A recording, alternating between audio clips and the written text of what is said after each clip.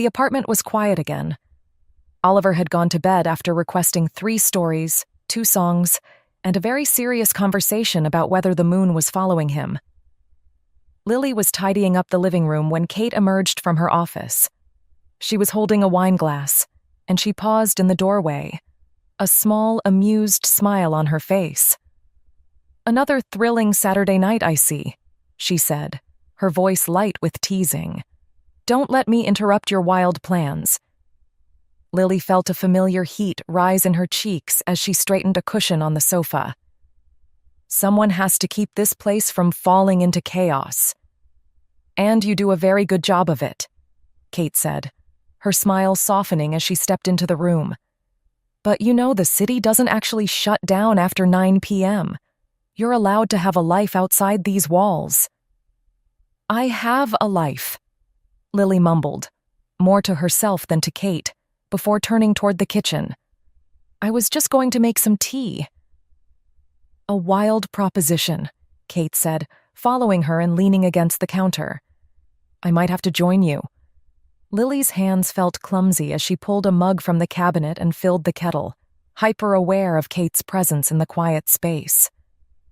"So, what does an exciting night in for Lilly Hill consist of?" Kate asked, taking a slow sip of her wine. "Besides tea and light housekeeping." "I was reading that book you bought me," Lily admitted, her back still to Kate as she busied herself with a tea bag. "And? Is it living up to the cover?" "It's really good, actually," Lily said, turning around and leaning against the opposite counter, cradling her empty mug. "Thank you again for that." "It's nice to see someone your age still reading a physical book," Kate said, her gaze direct. "Instead of just scrolling on a phone." Lily raised an eyebrow. "You say that like you're 70. A small, genuine laugh escaped Kate. "Well, I'm halfway there," she said. "So, close enough." They stood in a comfortable silence for a moment as the kettle began to heat up. Lily did the math in her head. 35. "You're very observant," Lily said quietly, changing the subject before she could dwell on their age gap. "Isn't that the best part of being human?" Kate replied thoughtfully, swirling the wine in her glass. "Finding the little details in other people. Noticing things they do when they think no one is watching. You, for instance," she continued, her voice dropping a little, losing its teasing edge. "You get a little line between your eyebrows when you're really concentrating on something." Lily's hand instinctively flew to the spot above her nose. "I do not." "You do," Kate said with a quiet certainty that made Lily's stomach flutter. "You were doing it at the bookstore, right before you put that book back on the shelf." Lily dropped her hand, heat flooding her cheeks. So Kate had been watching. Really watching, not just glancing over while she worked. The kettle began to whistle, sharp and insistent in the quiet kitchen, but neither of them moved to turn it off. Kate's eyes stayed fixed on her, and her expression had shifted from amused to something else entirely. Something that made Lily's pulse skip. "You know what? I think I'll skip the tea," Kate said, gesturing with her empty glass before refilling it from the wine bottle on the counter. She held the bottle out toward Lily. "Want some?" Lily opened her mouth to respond, but no words came out. Her brain had apparently decided to stop functioning at the worst possible moment. Kate tilted her head slightly, studying her with the same focused attention she usually reserved for legal briefs. "Oh, and you also blush very easily?" she said, voice dropping to something barely above a whisper. Then she pushed off from the counter, gave Lily one last look that seemed to see straight through her careful pretenses, and disappeared down the hallway. Lily stood there alone with the screaming kettle, and her heart hammering so hard she was sure Kate could hear it from the other room. Oliver had gone down for his nap with minimal negotiation. A small miracle, as Kate liked to call it. Kate found Lily in the kitchen, cookbook open in front of her, chin propped on her hand. "You know," Kate said, leaning against the doorway, "you could take a break. Lily blinked up from the cookbook, as if she'd forgotten someone else was in the apartment. "Oh, I'm fine." Kate tilted her head, unconvinced. "You've been fine for the last 2 hours." That earned a small, reluctant smile from Lily. She toyed with the edge of a page. "I wouldn't even know what to do with a break." Kate crossed her arms, shoulder pressed to the doorframe. "You've been here for months now. You're allowed to take up space." The words landed softer than Lily expected, heavier too. She hesitated, eyes dropping back to the open book. "Would you mind if I just stayed in?" "Not at all," Kate said, her tone easy, final. The rest of the afternoon slid by quietly. Lily read for a while, folded some laundry no one had asked her to fold, and made tea she forgot to drink. The apartment held a steady calm, the kind of quiet that made time stretch. It was early evening when a clipped British accent drifted from the living room. Curious, Lily followed the sound and peeked around the corner. "Are you seriously watching Notting Hill?" she asked, surprised. Kate sat at one end of the couch, blanket folded over her lap, the TV glow softening the lines of her face. "Yes," she said, not looking over. Lily stepped into the room. "You watch movies like that?" "Like what?" "You know," Lily said, gesturing at the screen. "Romantic and soft. The kind of thing where someone runs through an airport at the end." Finally, Kate glanced over, one brow raised. "And you figured I'd be watching what exactly?" "I don't know," Lily said.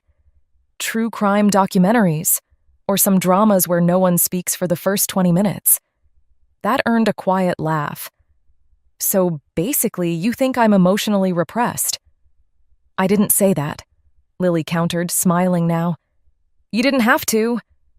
They shared a brief smile before Kate nodded toward the other end of the couch. "Come on, you're already judging me. Might as well stay." Lily hesitated for only a moment before she crossed the room and sat down, leaving a polite cushion of space between them. The couch was soft, the lighting low. It didn't feel like work. At some point during the second act, Kate glanced over and saw Lily had tucked her feet up, arms wrapped around her knees. Without thinking, she tugged the blanket wider, letting it drape so it covered them both. Lily's pulse skipped. The warmth of the gesture spread through her, deeper than the blanket could reach. She fixed her gaze on Hugh Grant's nervous smile, pretending not to notice.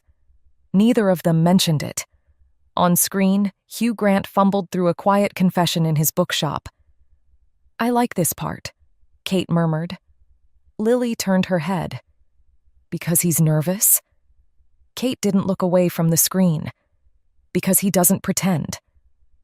When the credits rolled, Kate reached for the remote. "Night, Lily." Lily stood, still thinking of all the things she wanted to say but wouldn't. At the edge of the room, she paused. "I still think you secretly watch true crime documentaries," she said, half smiling. Kate gave a soft laugh. "You might be right." Their eyes held, just a second longer than necessary. Then Lily turned down the hall, her footsteps quiet, her heart far louder than she wanted to admit. Sunday started quietly. Oliver had insisted on banana pancakes and spent most of the morning lining up his toy cars in perfect rows across the living room rug. Lily helped, letting him lead, while Kate worked on her laptop from the dining table, eyes half-focused on a compliance report. It was the kind of calm day that made everything feel settled, easy. Until the intercom buzzed. Kate looked up, frowned slightly, then stood. "I'll get it." Lily glanced over. "Expecting someone?" "No," Kate said, already heading to the door. "But I have a feeling I know who it is." A moment later, voices filtered in from the hall, low and familiar. One of them belonged to Kate. The other was smoother, confident. When the door opened again, Kate stepped back into the apartment, followed by a woman in a camel coat and sunglasses she didn't take off right away. Lily stood up instinctively. The woman looked around with a practiced kind of grace, comfortable in expensive spaces, aware of being watched. "Hi," she said, offering Lily a brief, polite smile. "You must be Lily." Lily nodded. "Hi." Kate stepped between them slightly. "This is Elise," she said. "My ex-wife." There was no awkwardness in how she said it. No apology, just a simple fact. Elise slid her sunglasses into her bag. She had the kind of look that photographs well. Clean lines, everything in place, nothing accidental. She was striking, though in a polished, practiced way that felt more like presentation than ease. "I was nearby," Elise said, turning to Kate. "Flight got delayed, so I thought I'd drop off the books Oliver left at my place." Oliver ran out from the living room at the sound of her voice. "Mom." She knelt, opening her arms. "There's my favorite dinosaur expert." They hugged tightly, and for a second Lily felt like she was intruding on something private, something that existed long before she arrived. Kate moved into the kitchen and Elise followed. Their conversation was low, half lost to distance. Something about Tokyo, schedules, weekends. Elise's tone was warm enough, but brisk, like she was used to keeping one eye on the clock. Lily caught the faintest change in Kate's voice. Not cold, not bitter. Just careful, like she was navigating familiar terrain. A few minutes later, Elise stepped out again, smiling down at Oliver. "I have to catch another flight, sweetheart, but I'll see you soon, okay?" He nodded solemnly and handed her one of his toy cars for the trip. Elise took it with a soft laugh, then glanced once more toward Lily on her way out. After the door closed, silence settled. Kate leaned against the counter, arms loosely crossed, watching Oliver arrange his remaining cars in a careful line. "She travels a lot," she said, more to herself than to Lily. Lily nodded slowly. "You two seem okay." "We are now," Kate said. It took some time to figure out what worked. There was something unreadable in her voice, not longing, not regret. Just the weight of shared history and careful arrangements. Lily wanted to ask more, but didn't. Instead, she picked up Oliver's discarded book from the coffee table and turned it over in her hands. "She's beautiful," Lily said quietly, not quite looking at Kate. Kate's eyes lingered on her profile, the curve of her cheek, the quiet defiance in her lowered gaze. "She is," Kate said, her tone even. "But beauty comes in different forms." Then she turned back to watching Oliver, leaving the words hanging in the air.